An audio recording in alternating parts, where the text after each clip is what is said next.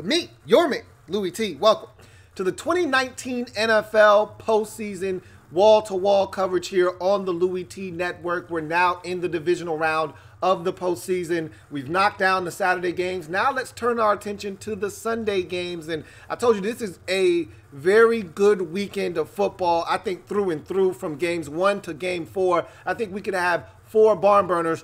Although I think the last game may be one that will be somewhat lopsided, this game here will not be. And the funny thing is, I'm not accustomed to the Patriots being perceived as an underdog. I've heard more people this week talk about the Patriots' demise and how they're not good enough and how the Chargers are a team of destiny this week than I've heard probably the last 4 years combined about this Patriots team and them losing a game. And I don't really know how I feel about it. It makes me uncomfortable that this many people think the Chargers are going to go into Foxborough, a place where the Patriots haven't lost this season, and win a game. I'm just uncomfortable with that notion. But I'll tell you this much. If there's a team, and both teams, I thought last week in that wild card weekend matchup between the Ravens and the Chargers, I thought both of those teams were very capable of going to Foxborough and winning. So it's not a question of are the Chargers capable of getting it done. It's just uncomfortable to hear everyone. Normally when everyone thinks they're right and they know the answer to something, that's when you get the opposite.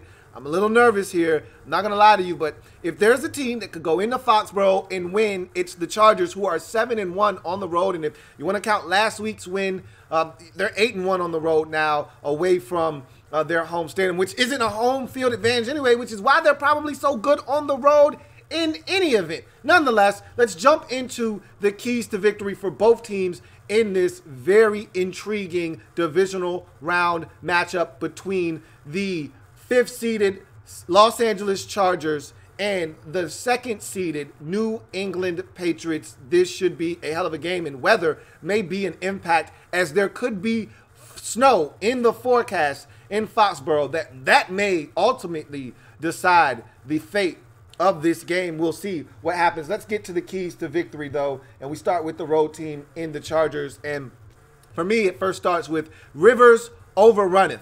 And I'm so fascinated by Phillip Rivers and his journey to this point. I am a staunch Phillip Rivers supporter. I think he's a first ballot Hall of Famer. I know a lot of people that think he is not a Hall of Famer, and at best, he's not a first ballot Hall of Famer. I vehemently disagree. You get the argument that he's the 6th or 7th best quarterback among his contemporaries. When you look at the guys that he came up in the league with, the Peyton Mannings, the Drew Breeses, the Aaron Rodgers, the list goes on and on and on, the Tom Bradys, he's down the list when you start running off those quarterbacks. And that's true, but that doesn't diminish what Phillip Rivers has been in this league. Ben Roethlisberger, all of those quarterbacks. Remember, he came into the league in a storied 2004 draft with him, Roethlisberger, and I'm missing a quarterback. There's one more, and Eli Manning. And so, you know, he kind of gets lost in the shuffle, even in that draft class, which I think is a farce, because if you ask me, as a pure passer, he may be better than both Ben Roethlisberger and Eli Manning. That's a debate for another day. He's better than Eli Manning for sure. But that's a debate for another day. Bottom line is, I'm a huge Phillip Rivers fan. I want to see this man finally get his just due, and the only way he's probably going to get that is if this Chargers team not only wins this game and advances to the AFC Championship, but gets to the Super Bowl, and he has to win one. And just getting to the Super Bowl will be a big coup and a big feather in the cap of Phillip Rivers, who hasn't been there before. But I said all of that to say this. His passion for this game in this moment, it can't be rivaled. It can't be matched. At the end of the game, when they beat the Ravens, he was so jubilant, so filled with excitement for what was to come. And the last question that the reporter asked him was, you know, what was his first thought about next week's matchup? And he said, the first thing I thought about was 2007, and that was when he tore his ACL, had to go on the road to Foxborough, and they lost. And that was really his last opportunity to get to a championship game, to get to where he ultimately wants to be.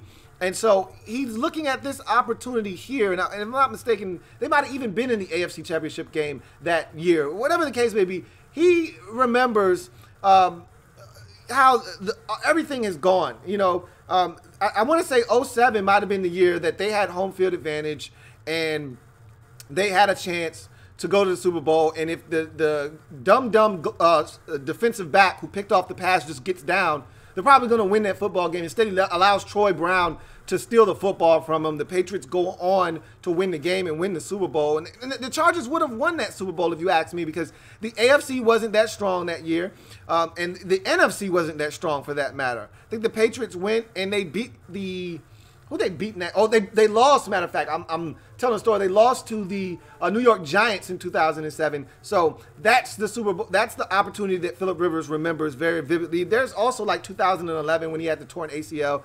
Look, there's so many different stories with Phillip Rivers. He wants this so bad. You can tell he can taste this opportunity, and there's a sense of urgency with Phillip Rivers, and I think that needs to spill over to his teammates. Rivers needs his energy, his urgency needs to overrun it and spill over to his teammates, because they may not have the same sense of urgency as Rivers. He knows there aren't many more opportunities like this. The NFL, there are no guarantees in this league. You could be up one year, down the next 3. You may not be back here in Phillip Rivers' career. You got to take advantage of this opportunity. Rivers has to play his best brand of football. He can't turn it over. I thought he was absolutely fabulous last week. Yeah, they didn't score a bunch of points, but he wasn't pushing the issue. He wasn't going out and looking to create. He was taking what the defense was giving him. They were playing against the best defense in football. You're not playing the best defense in football this week. So opportunities will present themselves. I expect Rivers to take advantage of those opportunities, and I expect him to stay clean, not turn it over, and I expect him to give this Chargers football team the best chance to win. He's going to play with a level of urgency, a sense of urgency that I don't think is going to be matched in this game by anybody on the Patriots, and maybe not even his teammates, but they need to feel that energy and that urgency, and they need to play with that same sense of urgency as well. Rivers overrunneth. They need Phillip Rivers to have that sense of urgency, to play like a guy that knows that this may be his final opportunity, and they need to seize this opportunity. And if they're going to make it to the AFC Championship game, Rivers is going to have to play his best brand of football. I'm not telling you anything that you don't already know. Next key to victory for these Chargers: back him up. And all I'm saying is these running backs, I don't really care who it is at this point, because Melvin Gordon III, he's banged up, and we're probably going to get a lesser version of him. He's going to play, all right? Unlike LT that one year where he stood with his helmet on with the visor looking sad on the sidelines instead of trying to gut it out and play, he's going to go out and give it a run. Now, I don't know what you're going to get out of Melvin Gordon, but he's going to try to play, all right? Whether he's at 80% or 70% or whatever the hell he is, he needs to try to help out, as well as Austin Eckler. You need any and every contribution you can get from the running backs in this game. The Patriots, they can stop the run, but they're not great at stopping the run. And these guys can make a difference, I think, more so than running the football, catching it out of the backfield. The screen game, I think, is something that you didn't utilize enough of last week. I'd love to see you take a couple of screens and place them perfectly in this football game on a third down where the Patriots look to be aggressive and maybe blitz, or, catch them on a first down, kind of being set in some run defenses, maybe catch them in a run blitz, and you fake a handoff, and that back then flares out into a screen and you dump it down. I want to see you get these backs out into space where they were dominant this season. Make the Patriots pay. These running backs have to give Phillip Rivers something in this game. The running backs were not special last week, but again, it was against the best defense in football, so I gave them a pass. They're going to have to be much better in this game, and they need to alleviate some of that pressure off of Phillip Rivers. They have to back him up in this game. You look at the third key: specials be special.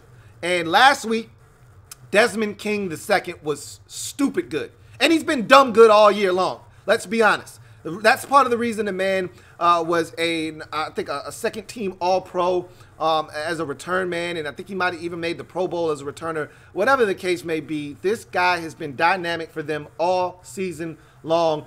They need him to continue to do that in this football game. It'd be nice to get a contribution. If he does nothing other than just catch the football and get a 5-yard return, that's fine. Just no mistakes, but it'd be nice if he continues to make big plays. He had 2 huge returns last week. One resulting in points, leading to the offense getting on the scoreboard. The other should have led to some points, but the field goal was blocked to start off the second half with a great kick return. So I'm looking for more big plays out of the special teams game from Desmond King. Also, I killed Michael Badgley all season long. It wasn't just last week going into the game. It's been all season long. It's been an all season long thing. I gave him a 00 last week. Okay. I was wrong about Michael Badgley. He was outstanding last week, 5 of 6 in the field goal department, and the one miss was a blocked field goal.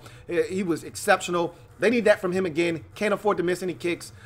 He was outstanding. They need that same contribution from him again in this football game. If his number's called, he needs to come out and deliver. And finally, you signed kicker Nick Rose this week, and you made him active because you need someone to kick the football out of the back of the end zone because Cordero Patterson is a terror and can change the game from a special team standpoint. So what do? You go out and get a kicker specialist to come in and boom it out of the back of the end zone. Nick Rose, do your job. If Cordero Patterson has an impact on this game, you will be to blame. So the Chargers are taking an extra precautionary measure to try to make sure that their specials is special in this game. Nick Rose, do your job. Go to the next key to victory for these Chargers, and it's black and blue Brady. All right, look, we've seen Tom Brady struggle in the postseason before. All right, they don't make it to the Super Bowl every year. And in the years where they don't make it to the Super Bowl, they run into a defense that can get to Tom Brady, get him off the spot, make him uncomfortable, and hit him a ton. Whether it's the Denver Broncos or the Ravens, you've seen Brady struggle against defenses that get to him early and often. Brady is not unlike any other quarterback in this league. He doesn't like pressure. You get to him early enough and often enough, and you will force Brady into some errant throws. He will look uncomfortable. And now, it's not like Brady's 31 years old. He's no longer a spring chicken. Brady's not looking to get hit. He wants to get the hell down and hit the deck. So if you get pressure on Brady early, he'll start to see ghosts. He'll start to try to get down. If a guy flashes color, he'll hit the deck, the turf. He'll hit the deck. He's not trying to get hit. He's 41 years old. Brady wants no smoke. So if you can get pressure on Brady, you hit him early, you hit him often. I'll take a 15-yard penalty early in the game to let Brady know we're going to be in your ass all day long, bruh. This is not some kind of, this is not a situation where you're going to get hit once and you won't get hit again for another 2 quarters. We're going to be in your ass all day long, all right? This isn't some anomaly. We're going to be here all day long. You're going to be picking yourself up off the turf all day long. If they can apply the kind of pressure that they applied to Lamar Jackson last week, that's going to go a long way in helping determine the outcome of this football game. If, however, you cannot apply the pressure that is necessary to Tom Brady, everyone's writing them off. They don't have enough weaponry. Gronk isn't the same, yada, yada, yada. Talk that shit if you want to. James White will catch 14 passes in this game and you'll lose, all right? They will find somebody. Brady will find someone to throw the football to. Trust and believe that. We've seen him do it before with lesser talent. All right? So don't mistake and don't let everybody hype you up into thinking that Brady can't make magic. All right? Don't get hyped up to get beat down. Make sure you get to Brady. Make your own breaks in this game. You get to Brady, you're going to have a very, very big chance to win this football game. And really, that's the only chance you have to slow down the Patriots offensively. I know it's not the same Patriots offense, and they're not the same team that they have been in the past. I'm telling you right now, it's the postseason. Shit changes drastically when it starts to count. And they know how to get it done up there in New England with the B&B winning factory. You better get to Brady. I'm not saying. I'm just saying. Finally, your last key to victory, TNT. All right, it's really simple. Turnovers and touchdowns. You can't turn it over, and it'd be nice to force a turnover or 2. And at the end of the day, last week, it was cute that you were able to kick 5 field goals and score 1 touchdown and tack on a 2-point conversion because you were playing the Ravens, an offensively challenged football team, and that was enough to win. That shit is not going to fly this week. Kick 5 field goals if you want to. You will lose this game 24-23. You will lose this football game, all right, 30-26. You will lose this game kicking field goals. F around if you want to. You better get in the goddamn end zone. You had some great opportunities. The defense set you up with some tremendous opportunities last week. And look, I wasn't upset about that. I knew what you were doing because you knew the opponent and you played to your opponent. And I was fine with that. But you got to know who the opponent is this week. You can't just settle for field goals. They are going to score touchdowns. All right, yeah, they're going to settle for their fair share of field goals as well, but they're going to score touchdowns. They're going to score in the mid to high 20s, low 30s. You have to be able to match that. All right, I think this is the one game of the day that may not be potentially high scoring. I think the nightcap on Saturday could be in the mid, and I have that as a mid 20s, low 20s game. I think this has the potential to be kind of similar, on par with that. But it wouldn't shock me if the Patriots got to 30 and the Chargers were chasing them. All right, it wouldn't shock me, or vice versa. And so, bottom line is, you got to create turnovers like you did last week. That'd be great. But if you don't turn it over. All right, don't make it easy on the Patriots. They're good enough as is. All right. Again, don't let everybody hype you up. Don't listen to all the hype. All right? Don't listen to everybody telling you you're going to win this game. It's the goddamn New England Patriots. I shouldn't have to tell you this, but I think it's my duty to warn you that everyone is hyping you up. And you probably got a big head at this point. I so hope that these players understand what they're going into. They are going into the Lions' den. Like, the Patriots don't lose at home. They've been to 7 straight AFC Championship games. Like, I hope they understand the task at hand. I hope they're not listening to the outside forces at work. I really hope so. Turnovers and touchdowns. Get it done. All right, so we go from the road team and what they need to do to win to the Patriots and what they need to do to make it to their 8th straight AFC Championship game. You look at their first key to victory. Protect TB12. Look, I'm not saying anything that anybody that has a brain that watches football didn't already know. You got to protect Tom Brady. I've talked about that ad nauseum with the Chargers and how they need to get to Brady. And if you're the Patriots, that's order of business number one. That's why it's the first key to victory. Because you got to if you don't protect Tom Brady, you're probably not going to win this game. It's kind of really simple for me. When you lose playoff games, whether it's 2015 against the Broncos, or you go back to the 2011 with, or 2010 or 2012, 2012 as a matter of fact, when you lost to the Ravens, it's the same thing. The narrative repeats itself over and over again. Brady's under heavy duress. He's not comfortable, and hence the other team is able to get the victory. It's a really, really simple equation. You protect Tom Brady, he'll do the rest. Trust me. I've seen him do it. You've seen him do it. We know he's capable. Protect TB12, and you're probably going to have a great chance of winning this football game. Number 2, PlayStation. Hey, look, man. If you ask me who the biggest X factor in this game is, it's not Rob Gronkowski. It's not Julian Edelman. It's not any of these Chris Hogan or any of these guys. Josh Gordon would have been a nice piece to have at this point, but that's going to really hurt the Patriots when it's all said and done. But you ask me who's the biggest difference maker in this game potentially for the Patriots, it's Sony Michel.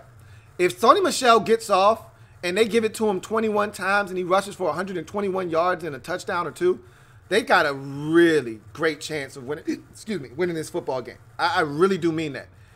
When he plays well, there's such a tough offense to stop.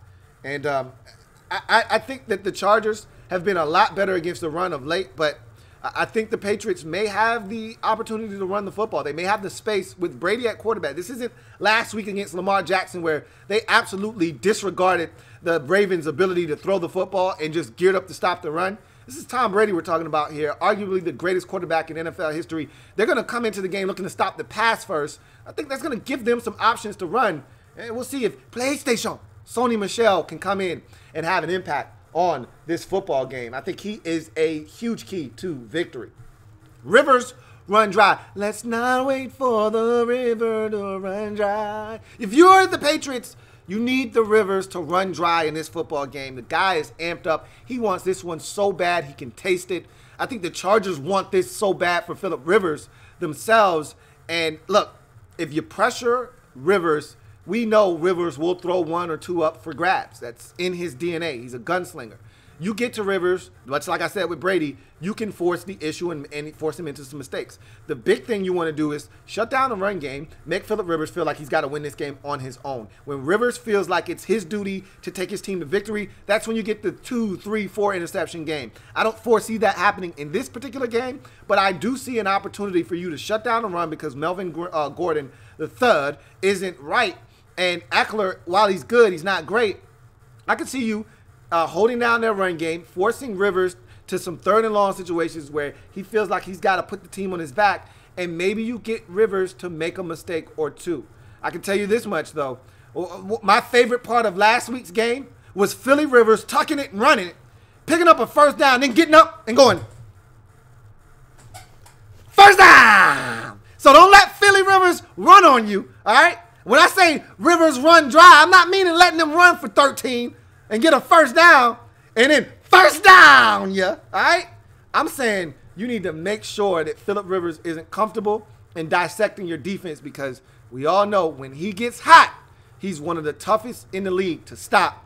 And if he gets hot, chances are you're going to be staying right where you are in this game. That's at home in Foxborough, because you will not be advancing to the AFC Championship game. You go to the next key to victory for these Patriots. Make them earn it, all right? Don't turn the football over. Don't give up short fields. The way I look at the Chargers and the way they're constituted and constructed and the way they've won of late is they've taken advantage of opportunities that other teams have presented for them, whether it be turnovers, poor field position, bad decision-making, going for it on fourth down, whatever the case may be.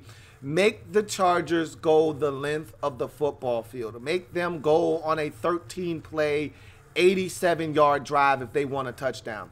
Make them go the length of the field to get 7. Don't give them a short field and cut it in half by a Sony Michel fumble or a Cordero Patterson kickoff return and he fumbles the football. He's been known to do that in his career, where he's so aggressive, ball swinging out there loosey-goosey, and it comes out, and all of a sudden the Chargers are starting from the Patriots' 27-yard line, and all of a sudden now they're already in field goal range and they're looking for 7. They smell blood in the water. Don't give them opportunities to beat you. Make them earn whatever they get in this game. If they score touchdowns and they want to score on a 12-play, 88-yard drive, so be it. Tip your cap to them, but don't allow them to score on a 6-play, 37-yard drive for a touchdown because you turned it over, or because you gave up a big Desmond King kickoff return down to your 37-yard line, and now 6 plays later they're in the end zone on a 6-play, 37-yard drive because they started at your 37-yard line. Like, don't make it easy on them. Make them earn everything they get in this game. It's going to give you a great opportunity to win. And finally, play the underdog card. If you're the Patriots, you don't get this opportunity very often. I mean, how often is it that people think that someone's going to march into Foxborough and beat you? I mean, I can't tell you how many different media outlets are just giving this game to the Chargers. How many personalities on television, talking heads, are giving this game to the Chargers, and I'm sitting back and I am just mortified because I'm like, man, Bill Belichick is eating this shit up. He's recording all of this and he's playing it back to his players, and he is just fueling the fire. And man, oh man, if I'm Bill B, I am using this because we don't get it very often. It's like Alabama. You don't get a lot of fodder to feed to your team. There isn't a bunch of bulletin board material when you're the best.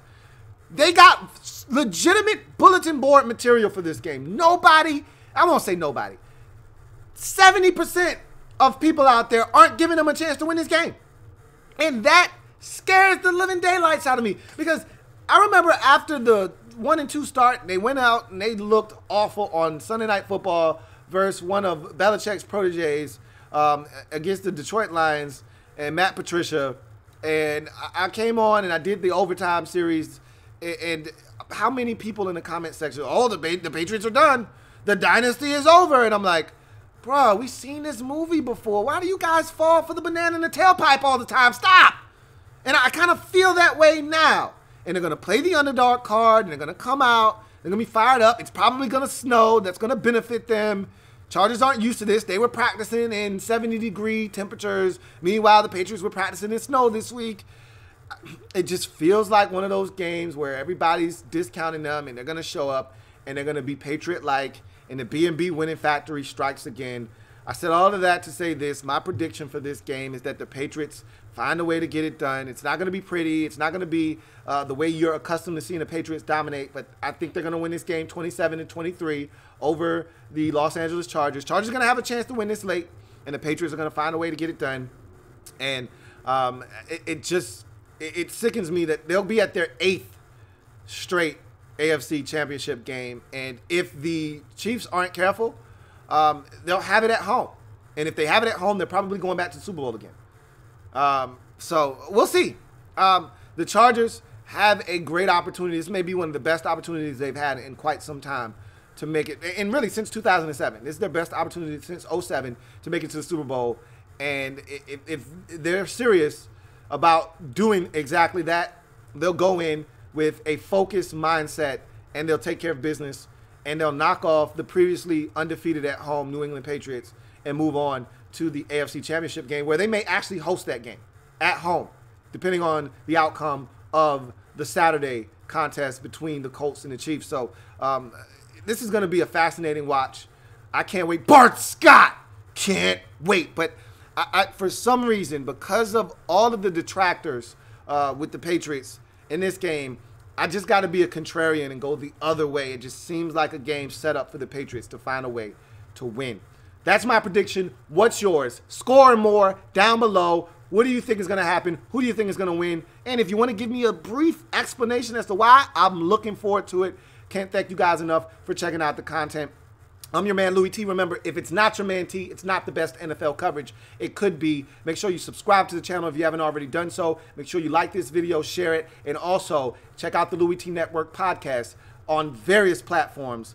All that information down below in the description of this video and all videos that I do. For all of you out there, I'm your man Louie T signing off. And also remember that at the conclusion of this and every single game postseason-wise, your man Louie T is breaking down the game live and taking your reaction on the overtime series. So I'll see you then. Have a good one. Take care. Louie T Network.